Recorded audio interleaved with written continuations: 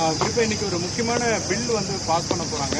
ஏற்கனவே வந்து 30 நாட்களுக்குள்ளாக ஒருத்தர் குற்றவாளின்னு சொல்லி முதலமைச்சரையோ அல்லது அமைச்சர்களையோ சொன்னா அவங்களுடைய பதவி நீக்கம் அப்படிங்கிறது ஏற்றுக்கொள்ளக்கூடிய வகையில் இருக்கா? ஏன்னா இப்போ நிறைய பொய் புகார்கள், பொய் வழக்குகள் எளிதாக பதியக்கூடிய இந்த காலகட்டத்தில் இந்த அமெண்ட்மெண்ட் எப்படி இருக்கு? ஆனா இந்த கான்ஸ்டிடியூஷனல் இந்த புது அமெண்ட்மெண்ட் இன்னைக்கு பாராளுமன்றத்திலே தாக்கல் செய்யப்படுவதாக பத்திரிகை நண்பர்கள் நீங்க சொல்லிட்டு இருக்கிறீங்க.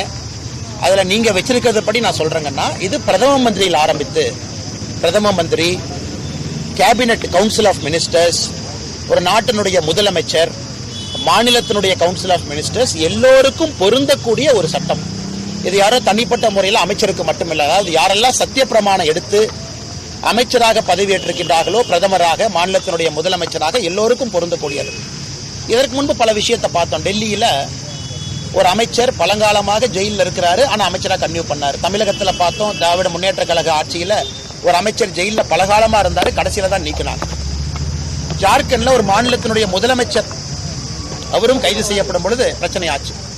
அதனால் நிச்சயமாக இந்த சட்டம் என்பது வரவேற்க வேண்டிய சட்டம். அதுவும் உங்களுக்கு தெரியும், யாரை கைது பண்ணாலும் கூட இன்னைக்கு கோர்ட் இருக்கு, நீதிமன்றம் நடுநிலைமையாக இருக்கு, பெயில் ஆர்டரை பாக்குறாங்க, அதெல்லாம் டிஸ்மிஸ் ஆகுது. அதனால் மிக தெளிவாக இந்த சட்டத்தை பொறுத்தவரை 30-31 நாட்கள் என்கின்ற ஒரு நாளை பயன்படுத்துறாங்க. 31வது நாள் அவங்க ஜெயிலில் இருக்காங்க அப்படிங்கும் பொழுது அந்த மாநிலத்தினுடைய ஆளுநருக்கும் லெப்டினன்ட் கவர்னர் இருவருக்கும் அதிகாரத்தை கொடுக்கறாங்க, நேரடியாக பதவியிலிருந்து நீக்குவதற்கு. இது வரவேற்கப்பட வேண்டிய சட்டம். காரணம், இந்தியாவில் பதவி ஏற்கிறாங்க, அதுக்கு ப்ரொசீஜர் இருக்கு, ஆனா பதவியிலிருந்து இறங்குவதற்கு ப்ரொசீஜர் இல்லை.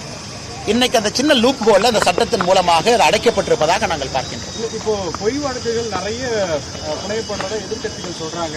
இடி போன்ற ரைடுகள்ல குறிப்பா செந்தில் பாலாஜி எல்லாம் அவரெல்லாம் கைது செய்யப்பட்டு இப்ப வெளியே இருக்கிற சூழல். ஆனா இந்த மாதிரி ஒரு சட்டம் எதிர்காலத்துல உங்களுக்கே கூட அண்ணா நீங்க பாருங்கன்னா கரெக்ட் ஒத்துக்கிறேன். அதனாலதான் பிரதமர் என்கின்ற வார்த்தையை பயன்படுத்துறாங்க, கவுன்சில் ஆஃப் மினிஸ்டர்ஸ் பயன்படுத்துறாங்க, முதலமைச்சர் பயன்படுத்துறாங்க, எல்லோரையுமே உள்ள கொண்டு வந்திருக்கிறாங்க. அது யாரையுமே விட்டு வைக்கவில்லை. யாரெல்லாம் பதவி பிரமாணம் எடுத்து செஞ்ச பதவியில் இருக்கிறாங்களோ எல்லோருக்கும் பொருந்தும். இரண்டாவது, நீங்க சொன்ன எல்லா நபர்களுமே கோர்ட்டில் எங்கேயுமே உங்கள் நிரபராதி கிடையாது. கைது செய்யப்பட்ட உடனே பெயிலுக்கு மூவ் பண்றாங்க. பெயில் உங்களுக்கு தெரியும் 12 நாள் 13 நாள்ல கிடைக்கும். அதனாலதான் 31 நாள் அப்படிங்கிற ஒரு நாளை பயன்படுத்துறாங்க. கைது பண்ண உடனே லெப்டினன்ட் கவர்னர் பதவியிலிருந்து நீக்கணும் அப்படி சொன்னா நீங்க அண்ணன் சொல்ற வாதத்திற்கு ஒரு வாதம் இருப்பதாக நான் பார்க்கின்றேன். ஆனா பதவி நீங்க கைது செய்யப்பட்ட பிறகு 31 நாள் அப்படிங்கும் பொழுது நீங்க கோர்ட்ல 2 முறை பெயிலுக்கு போயிருப்பீங்க.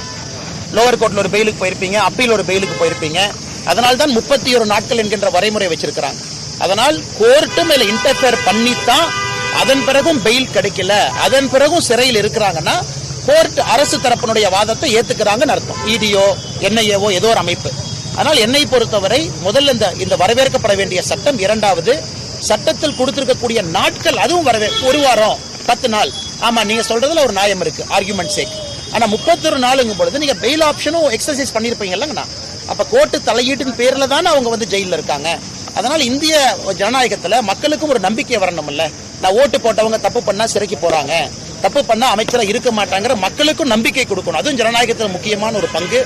அதை நம்முடைய அரசு செய்திருப்பதாக நாங்கள் பார்க்கிறோம். ஆனா இப்போ தீர்ப்பு வர்றதுக்கு எவ்வளவு நாள் ஆகும்னு ஒரு காலக்கெடு இல்லாத சூழல்ல அவங்களால மீண்டும் பதவி ஏற்கிறதுக்கு ஒரு முடியாத சூழல் இருக்கும். ஜனநாயகத்துக்கு எதிரானதா பார்க்கலாம். ஆனா ஜெயில இருக்கும்போது நம்ம சொல்றோங்கண்ணா, ஜெயில இருக்கும்போது நம்ம சொல்றோம், அவங்க சிறையில 31வது நாள் இருக்கிறாங்க, லெப்டினன்ட் கவர்னர் அந்த பதவியிலிருந்து டிஸ்மிஸ் பண்ணிடுறாங்க, சிறையிலிருந்து வெளியே வந்து விடுகின்றார்கள்.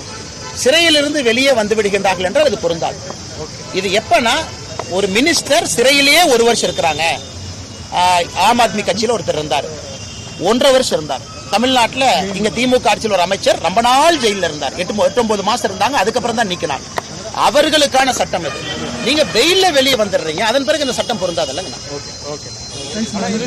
நாளைக்கு விஜயுடைய மாநாடு எப்படி பாக்குறீங்க? தொடர்ந்து பல விமர்சனங்களை வச்சிருக்கீங்க, நாளை எப்படி இருக்கும்னு பாக்குறீங்க? தமிழக வெற்றி கழகத்தை பொறுத்தவரை தமிழகத்தில் எல்லோரும் மாநாடு நடத்துவதற்கு உரிமை இருக்கு. மாநாடு நடத்தட்டும். ஆக்ரோஷமா போகணும்னு நினைக்கிறாங்க, போகட்டுங்கன்னா. எங்களை பொறுத்தவரை நாங்கள் தெளிவாக இருக்கின்றோம். மக்களுடைய குரலை தேசிய ஜனநாயக கூட்டணி பேசிக்கிட்டு இருக்கோம். திராவிட முன்னேற்ற கழகத்திற்கு மாற்று ஆட்சியிலிருந்து இறக்கிய பிறகு தேசிய ஜனநாயக கூட்டணி அமரும் என்பதை மக்கள் பேச ஆரம்பிச்சுட்டாங்க. அதனால விஜய் அவருக்கும் வாழ்த்துக்கள், நாளைக்கு மாநாட்டுக்கு வாழ்த்துக்கள். ஏன்னா எல்லாருமே அரசியல் களத்தில் இருக்கிறோம்.